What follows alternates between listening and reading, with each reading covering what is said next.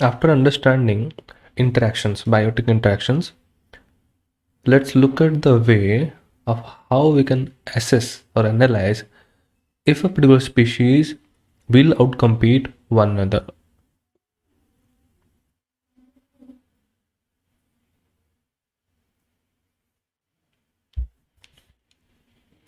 After understanding biotic interactions, it is important to understand that how do competition work out, and can we actually see how competition functions for one particular species and how other species gets affected.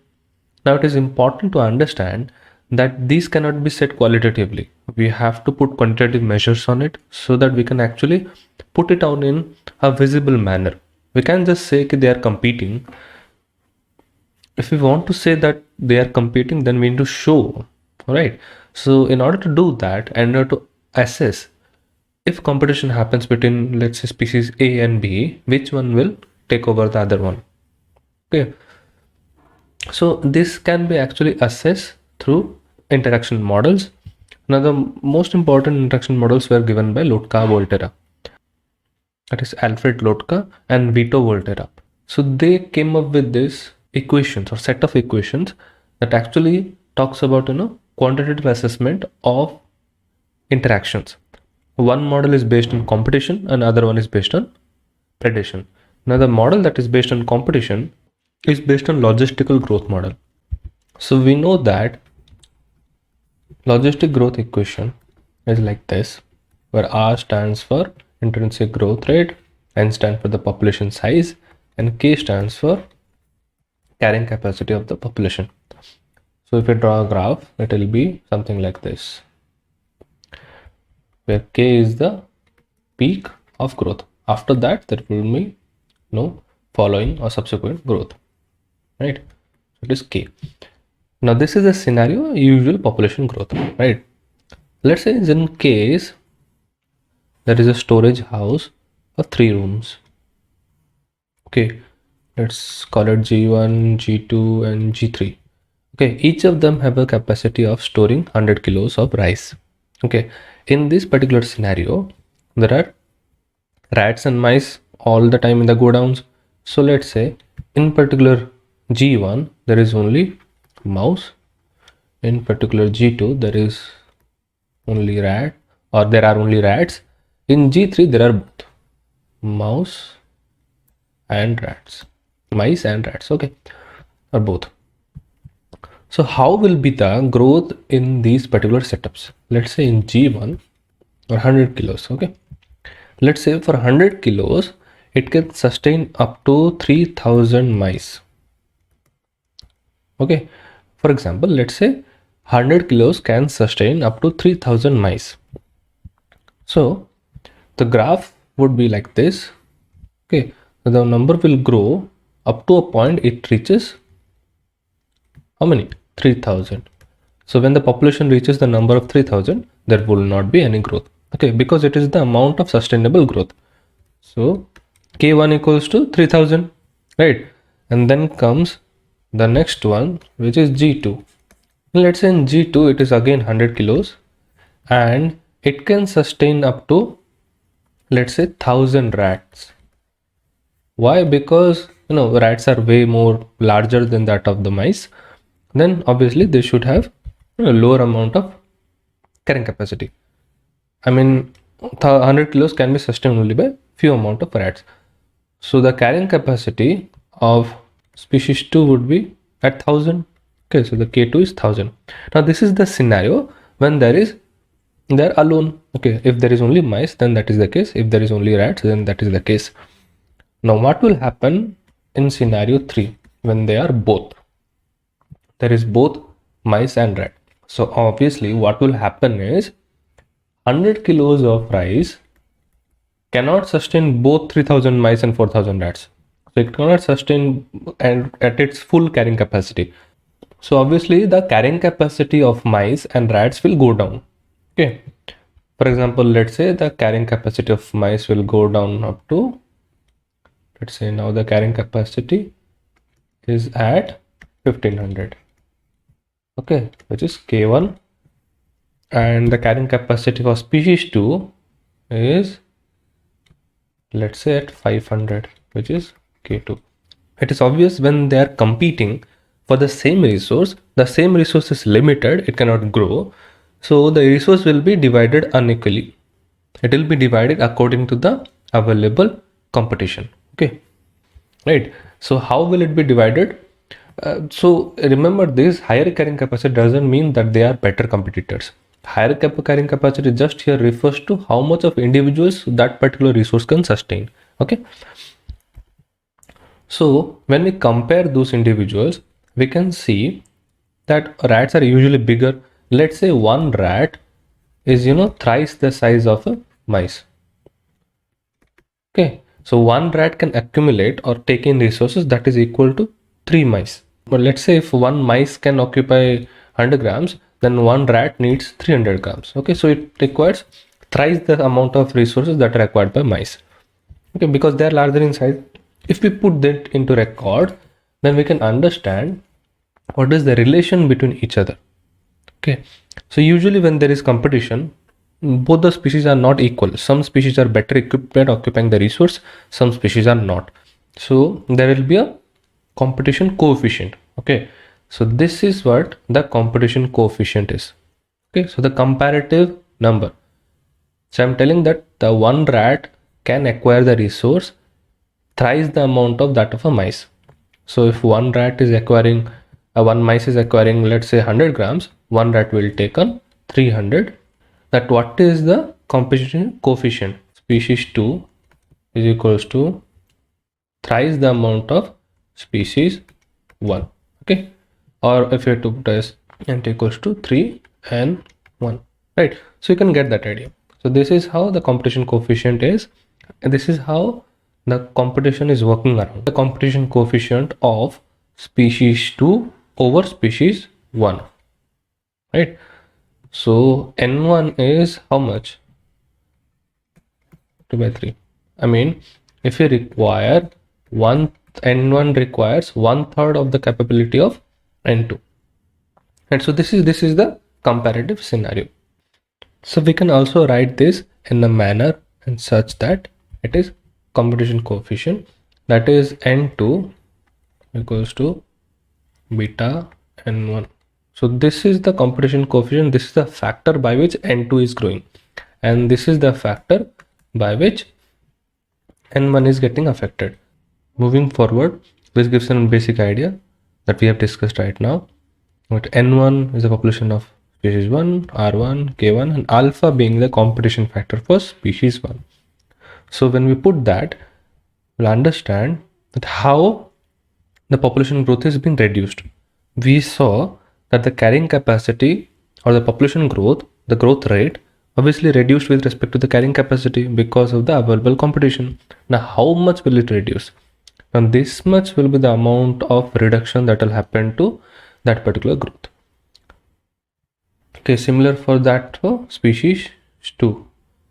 As we saw in the last section, that the growth, the effect of, these are the effect of species 1 over species 2, right? Similarly, what is the effect of species 2 over species 1? So this is how we can find out how they are getting affected. So when we put that values here, we'll get the idea how much of effect or how much of decrease will the competition be doing for the particular species. Okay, so remember, for species n1 it will be alpha n2, and for species n2 it will be beta n1. So this is the particular scenario, right? So in the presence of competition, so this is how the growth rate will be affected for species 1, and this is how the growth rate will be affected for species 2, right? Now imagine a situation where there is zero population growth. There is no population growth and dn by dt is now 0. Just imagine a situation, okay? In that scenario, if we pull up, then we'll get this.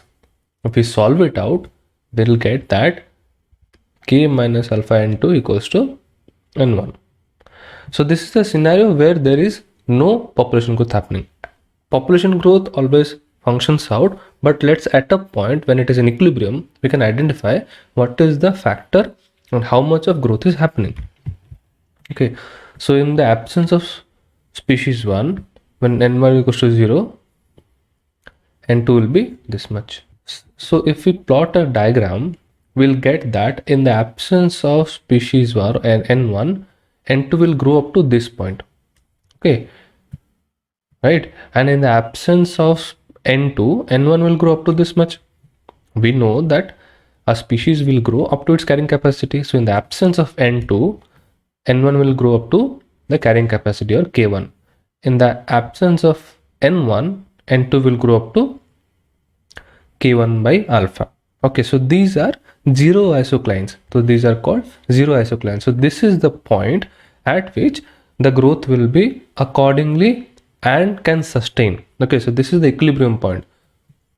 Similarly, if we put that for the species 2, then we'll get accordingly and we'll get this sort of interactions, where in the absence of n1, n2 will grow up to k2, and the absence of n2, n1 will grow up to k2 by beta. So this is what population 1 will grow on, and this is how population 2 will grow on. So this is the zero isocline of species 2 and zero isocline of species 1.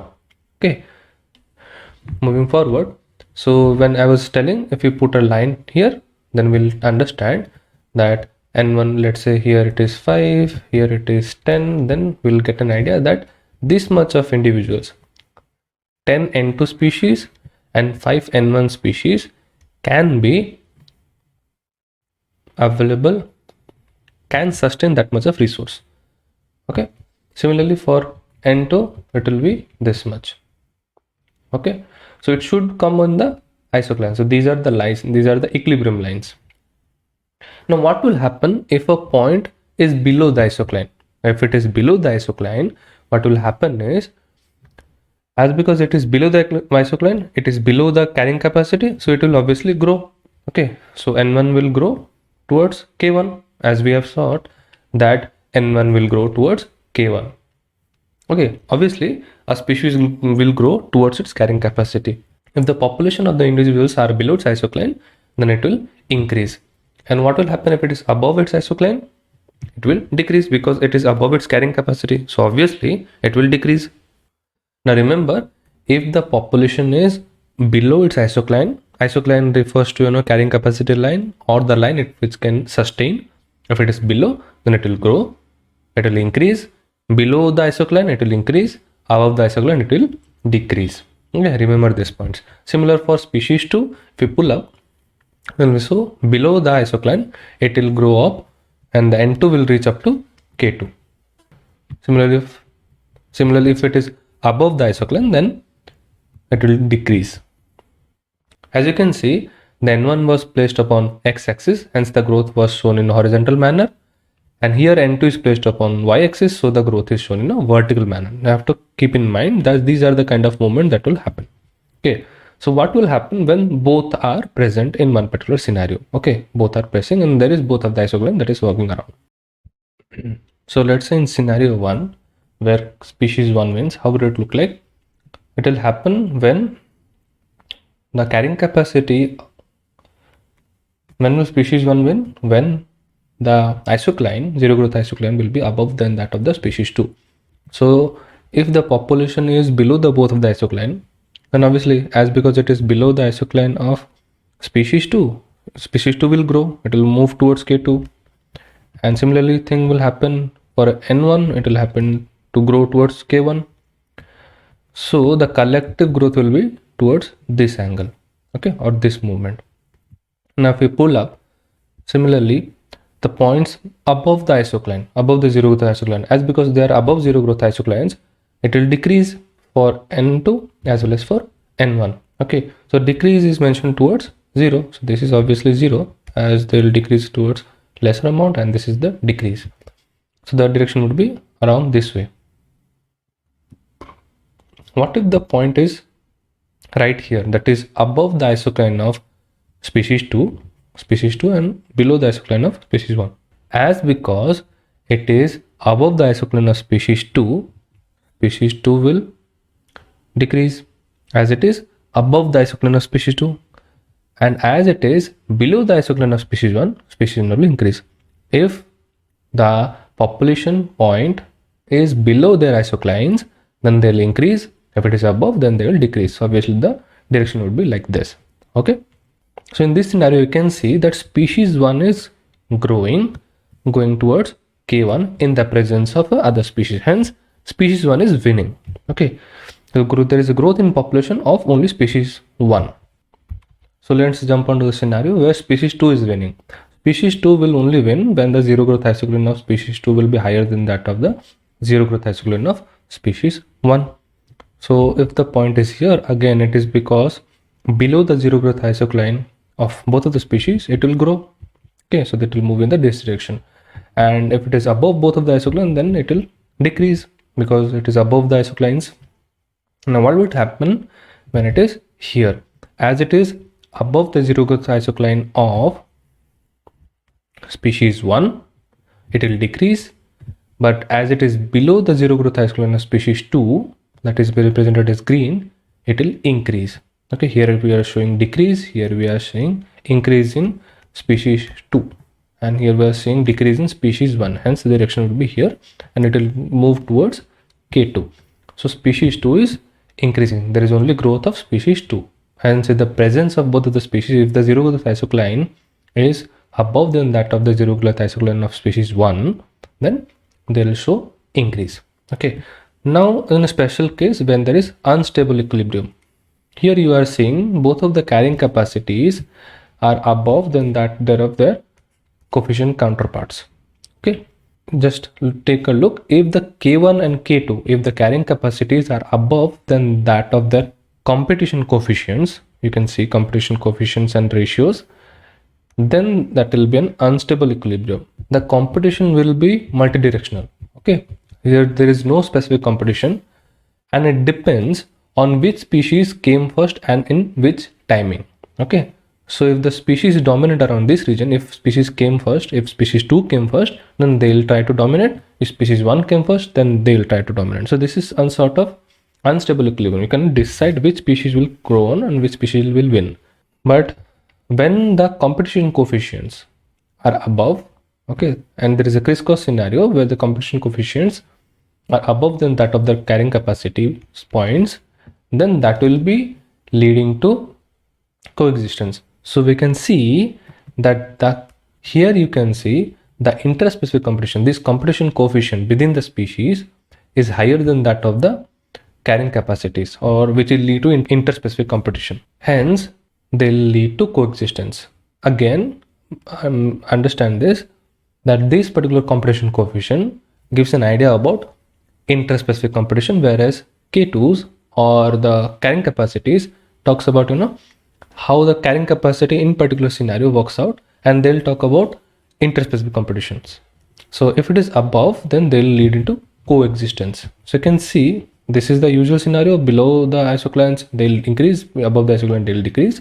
But when there is a crisscross situation, here you can see as because it is below its, as because N1 is below its isocline, it will increase, right? It will increase, and as N2 is above its isocline, it will decrease. Similarly here you will see that there is an increase of N2 and decrease of N1, and hence all of the species will come to a particular point, that is equilibrium point. Okay, this is the point of equilibrium where they will coexist. So these are particular representation of different scenarios. You can see in case 1, the competition coefficients as well as the zero isoclines are above that of the species 2. Okay, and if the competition coefficients or the and the competition coefficient that is showing the interspecific competition is above than that of the carrying capacities, then that will lead into coexistence. And if it is below the carrying capacities, okay, or the interspecific competition, that will lead to unstable equilibrium, which will raise up competition. Okay, so this is the basic idea of entire competition models. So there is a modification to that of the Lotka-Volterra's equation with respect to resources. So all of these Lotka-Volterra interactions where based upon the idea there are only two species which are fighting, but resources were not taken into account. So this modification tells that when there are two resources available, so there is a certain amount of resources which can be utilized by both of the resource. So if it is below that, okay, let's say mice and rats can utilize a particular resource, but if it is below 20 kilos, then both of them will not survive. Okay, so if it is below this much, then both of them cannot survive. Let's say there are two resources, resource 1 and resource 2. So one is rice and another one is water. Okay, so it requires 20 kilos and 10 liters. So if it is below this much, then they cannot survive. Now few species can survive better in certain conditions. So if the certainty of those conditions is higher than that of the other species, then one species will live out. So these are the scenarios at which they'll live out. I mean, let's say here no one can live up to this point, okay, but if it is 30 kilos and it is 15 liters, then species 1 will live. Okay, species 1 requires this much of amount to live, but when it is 50 kilos and above, okay, so species 1 can acquire better resources so that they can win a competition. Okay, so this is how they will grow out when they have alone. Same thing for species 2. Let's say we are talking about 80 kilos and 40 liters and so. Okay, so they'll light better if they acquire this much of resources. But what will happen when both of the resources compete with each other? When they compete with each other, okay, so this will be crossing of a particular pattern, because as I was saying, they require 50 kilos. So this is the amount of 50 kilos and 20 liters, and they require how much? 80 kilos and 40 liters. So these are the crisscross that happens. Okay, right? So when they'll be at this point, which is below the requirement of species 2 and above the requirement of species 1, then they'll sustain. When it is below the requirement of species 1 and above the requirement of species 2, then they'll sustain. But when things come up to this area, okay, which is the region of coexistence, that means both of them can sustain if they acquire this much of resource. Okay, and just to give in clarity, at this point, let's say in this point I'm noting down this region, as because it is above the requirement of species 1, species 1 only will live in this area. Okay, and as because this is below the requirement of species 1, N1 cannot live within this region. Okay, so N1 will die off, only N2 will survive as per the resources. But if they are striving in these particular areas, then they are above than that of the species 1 and that of the species 2 as well. So this is the reason of coexistence. And here it will start. From this point, coexistence will start off. Okay. And below these points, below these regions, no species will live on. So if you get an idea, it's good, or not, we can discuss about it.